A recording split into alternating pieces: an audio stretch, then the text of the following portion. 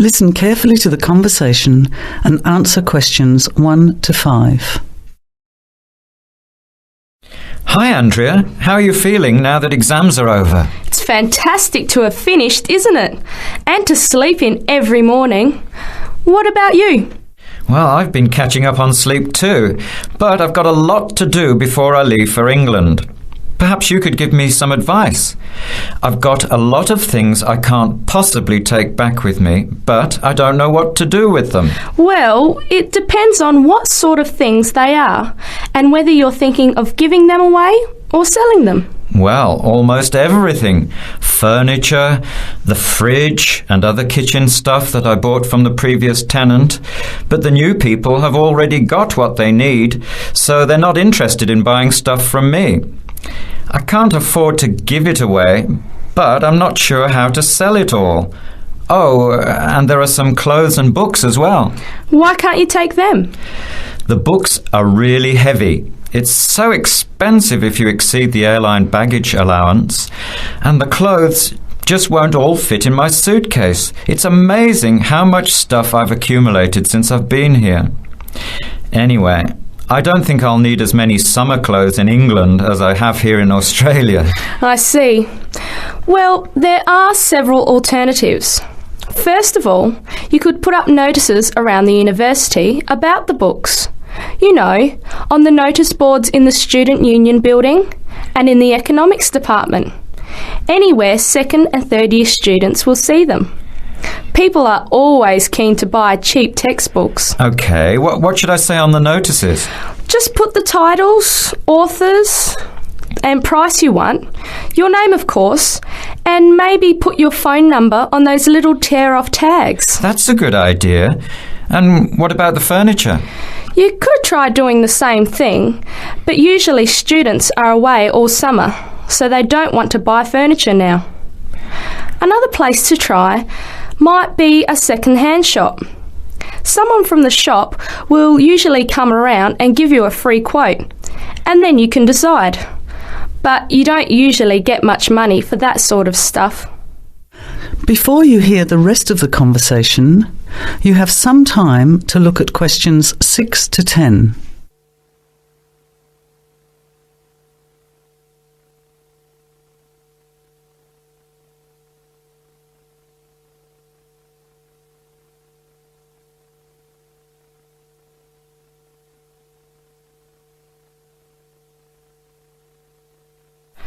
Another alternative is to put an advertisement in the Trading Post. Do you know that paper? It comes out every week advertising things people want to sell. You have to pay to put the advert in and then hope people phone. Give them as much information as possible, and if they're interested, invite them to come and have a look. The hard part is agreeing on a price. No, I haven't seen the Trading Post, but I should have a look at it. And I could advertise the fridge, the microwave and the furniture. But the kitchen stuff isn't really that good. You know, old cutlery, a few pots and pans and some plates and things. What shall I do with them? Well, another option is to donate the kitchen things to a charity shop. You know, like the Salvation Army or St. Vincent de Paul. Why don't you get a second-hand shop to give you a quote first? Yes, I could do that. Find out how much they'll give me and then decide whether to sell them or give them away. But I've still got the clothes. A charity shop will take them too, as long as they're in good condition. And even though you don't get any money, at least you know that someone who really deserves some help has benefited. That's a good point. I'll advertise the expensive stuff, the furniture, and donate the clothes and kitchen stuff. Let's go and buy a Trading Post and you can help me write the advert. Well, actually, I'm interested in buying the fridge and the microwave, depending on the price, of course. OK, let's see how good you are at bargaining.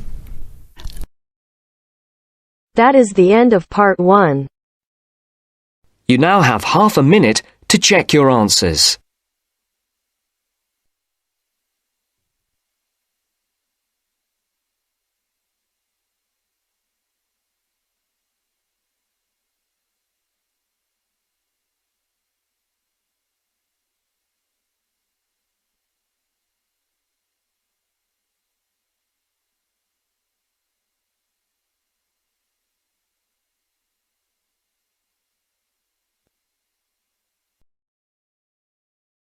Now turns to Part 2. Part 2. First, you have some time to look at questions 11 to 17.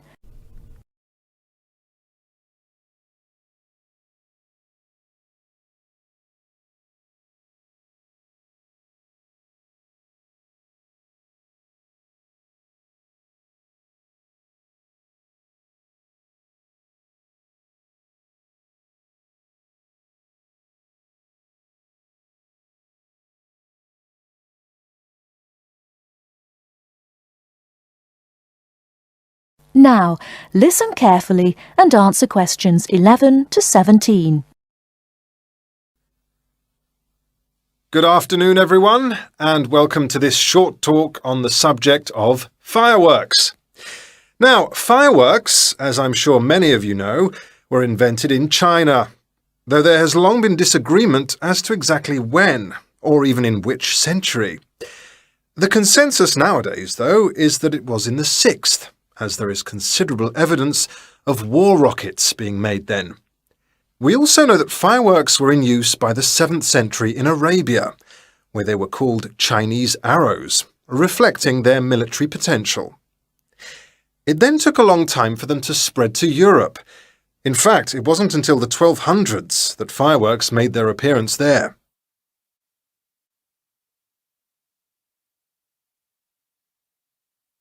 The basic ingredients of fireworks have changed little to this day.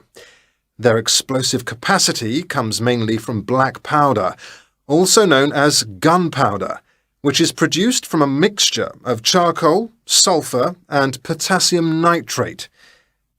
A modern aerial firework, the kind used nowadays in big public displays, not the small rocket type that you might remember from your childhood, is normally made in the form of a shell, often a sphere about the size of a peach.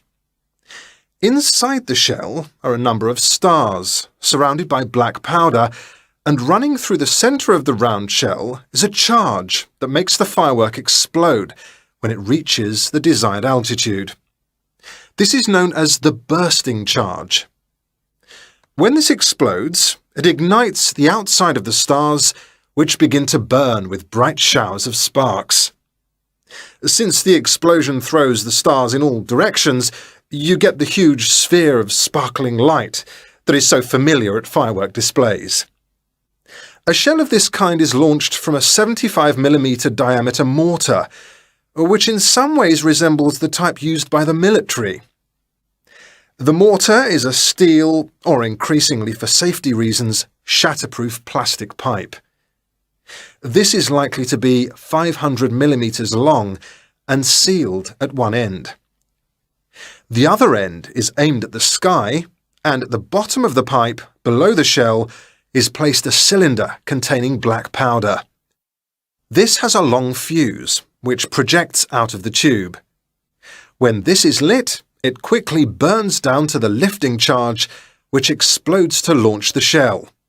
In so doing, it also lights the shell's fuse. The shell's fuse burns while the shell rises to its correct altitude and then ignites the bursting charge so it explodes. Before you hear the rest of the talk, you have some time to look at questions 18 to 20.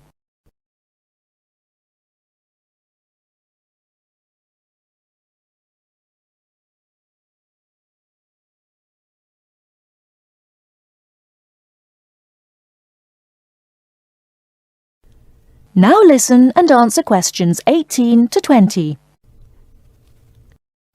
More complicated shells are divided into sections and burst in 2 or 3 phases. Shells like this are called multi-break shells. They may contain stars of different colours and compositions to create softer or brighter light, more or less sparks, etc. Some shells contain explosives designed to crackle in the sky, or whistles that explode outward with the stars.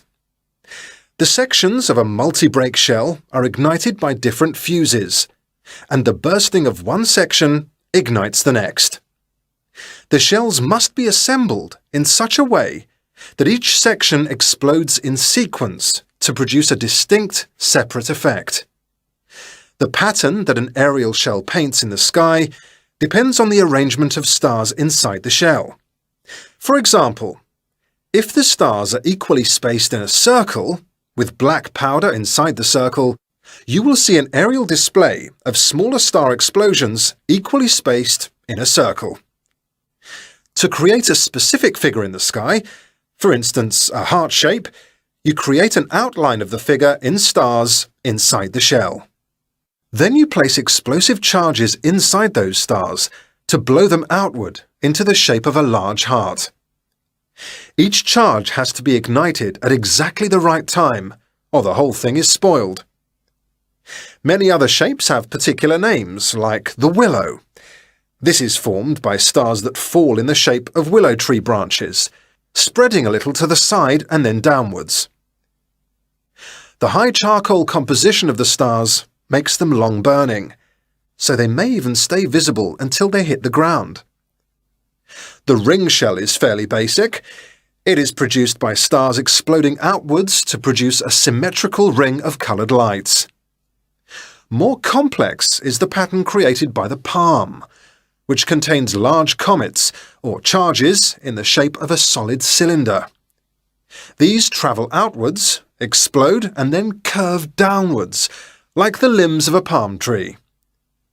The serpentine, the last one for now, is different again. When this one bursts, it sends small tubes of incendiaries scattering outwards in random paths, which may culminate in exploding stars. It can be quite spectacular. That is the end of part 2. You now have half a minute to check your answers.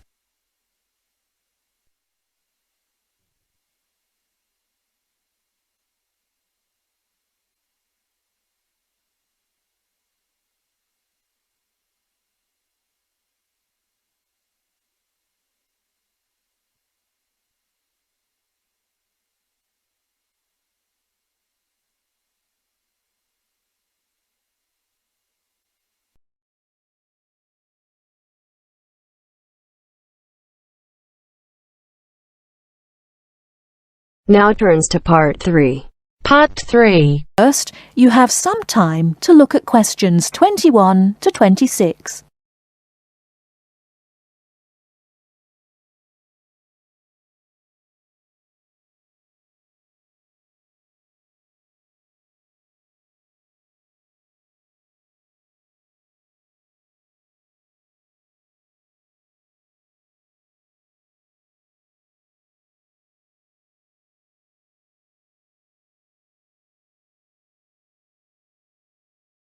Now listen carefully and answer questions 21 to 26. Good evening, and welcome to this month's Observatory Club lecture. I'm Donald Mackey, and I'm here to talk to you about the solar eclipse in history. 1,000 years ago, a total eclipse of the sun was a terrifying religious experience. But these days, an eclipse is more likely to be viewed as a tourist attraction than as a scientific or spiritual event. People will travel literally miles to be in the right place at the right time to get the best view of their eclipse. Well, what exactly causes a solar eclipse? When the world goes dark for a few minutes in the middle of the day. Scientifically speaking, the dark spot itself is easy to explain. It is the shadow of the moon streaking across the earth. This happens every year or two, each time along a different and, to all intents and purposes, a seemingly random piece of the globe. In the past, people often interpreted an eclipse as a danger signal heralding disaster, and in fact, the Chinese were so disturbed by these events that they included among their gods one whose job was to prevent eclipses. But whether or not you are superstitious, or take a purely scientific view, our earthly eclipses are special in 3 ways.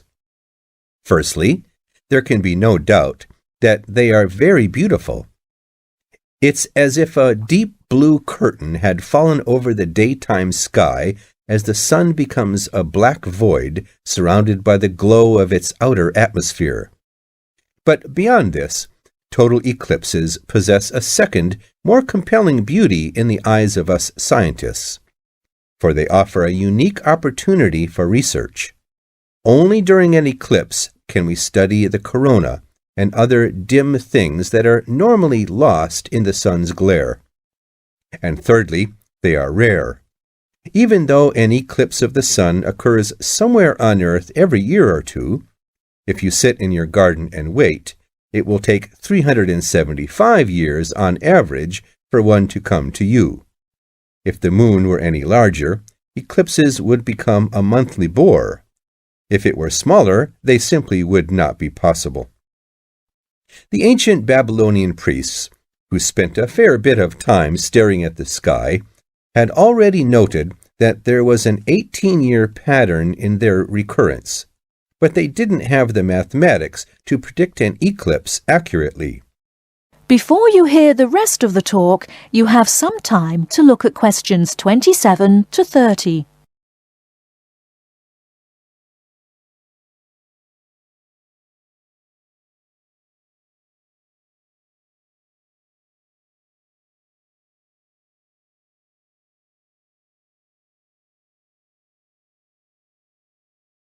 Now listen and answer questions 27 to 30. It was Edmund Halley, the English astronomer, who knew his maths well enough to predict the return of the comet, which incidentally bears his name, and in 1715 he became the first person to make an accurate eclipse prediction. This brought eclipses firmly into the scientific domain, and they have since allowed a number of important scientific discoveries to be made. For instance, in the eclipse of 1868, two scientists, Janssen and Lockyer, were observing the sun's atmosphere, and it was these observations that ultimately led to the discovery of a new element. They named the element helium after the Greek god of the sun. This was a major find because helium turned out to be the most common element in the universe after hydrogen. Another great triumph involved mercury. I'll just put that up on the board for you now. See, there's Mercury, the planet closest to the sun. Then there's Venus, Earth, etc. For centuries, scientists had been unable to understand why Mercury appeared to rotate faster than it should. Some astronomers suggested that there might be an undiscovered planet causing this unusual orbit, and even gave it the name Vulcan. During the eclipse of 1878, an American astronomer, James Watson, thought he had spotted this so-called lost planet. But alas for him, he was later obliged to admit that he had been wrong about Vulcan and withdrew his claim. Then Albert Einstein came on the scene. Einstein suggested that rather than being wrong about the number of planets, astronomers were actually wrong about gravity. Einstein's theory of relativity, for which he is so famous, disagreed with Newton's law of gravity in just the right way to explain Mercury's odd orbit. He also realized that a definitive test would be possible during the total eclipse of 1919, and this is indeed when his theory was finally proved correct. So there you have several examples of how eclipses have helped to increase our understanding of the universe. And now let's move on to social.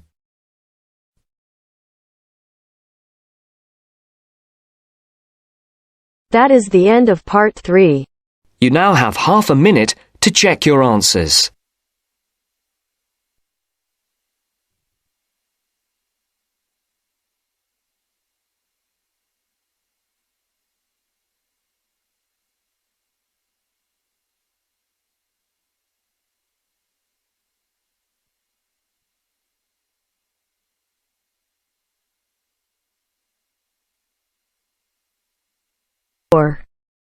Part 4. You are going to hear a lecture about dorm rooms. First, you have some time to look at questions 31 to 40.